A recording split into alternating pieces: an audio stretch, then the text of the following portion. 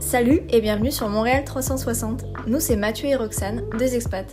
Le concept, Montréal en long, en large et en travers. Pour ce premier épisode, on a choisi de te faire vivre un incontournable du Québec, le 1er juillet. D'ailleurs, est-ce que tu sais ce qui se passe au Québec, et plus particulièrement à Montréal, chaque 1er juillet? On est allé poser la question à des locaux.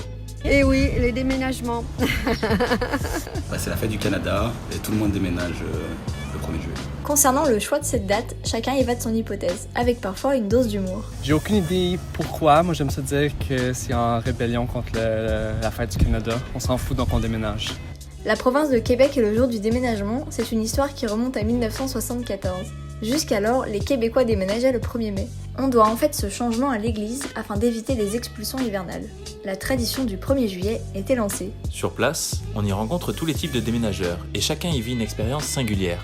Lauriane, habitant du plateau Mont-Royal, a grandi avec la tradition du 1er juillet. Pour elle, chaque année, c'est la même rengaine. Moi, depuis que je suis jeune, c'est comme ça. J'ai vraiment... Pour moi, c'est naturel et c'est normal de déménager le 1er. De plus en plus, on commence à essayer de déménager soit un peu avant ou un peu après parce que ça coûte trop cher et c'est trop le bordel. Mais c'est quand même commun là, que ce soit autour du 1er juillet. Là. Cette année, la jeune femme a opté pour un déménagement sur mesure. Moi, j'ai pas loué de camion. Je me suis débrouillée avec la vanne à ma grand-mère et le pick-up d'un ami. Vu que je déménage pas loin, on va faire plein d'allers-retours. Puis on va faire ça à faible coût. En 2 allers-retours, je vais être en business. David, lui aussi, est un habitué. J'ai souvent déménagé le 1er juillet.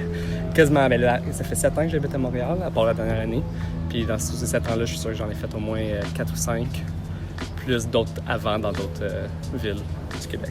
Et le moins qu'on puisse dire, c'est que son déménagement n'a pas été de tout repos.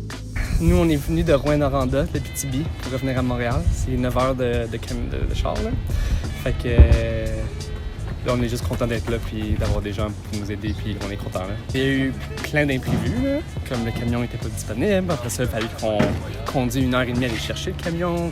L'expérience est plus agréable pour Roxane, installée au Québec depuis 1 an. Elle vit son 1er juillet. Premier. J'en ai fait. L'année dernière, j'étais ici, mais j'avais pas déménagé, donc j'avais pas vu comment ça se passait. La Française s'attendait à rencontrer plus d'obstacles. En vrai, je pensais qu'il y allait voir peut-être beaucoup plus de monde dans les rues et tout ça, et finalement, je trouve que ça se fait plutôt bien. Pour l'instant, ça va, ça se passe bien. Ce jour spécial soulève diverses problématiques, comme le souligne Romain, qui vit à Montréal depuis 3 ans.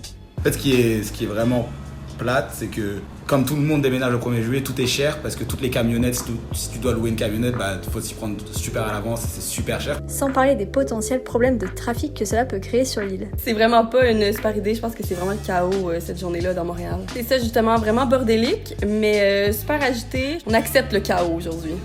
Alors, pour rendre cette journée de déménagement plus agréable, chacun y va avec ses conseils. Nous, à chaque fois qu'on l'a fait tout seul, là, juste ma blonde, c'est beaucoup de stress, puis beaucoup de genre des longues journées où est-ce que t'as envie de mourir, puis t'as envie de plus jamais déménager. Fait que quand t'as du monde, c'est juste d'avoir du monde. Pour rendre la journée plus agréable, prendre des pauses, rire un peu.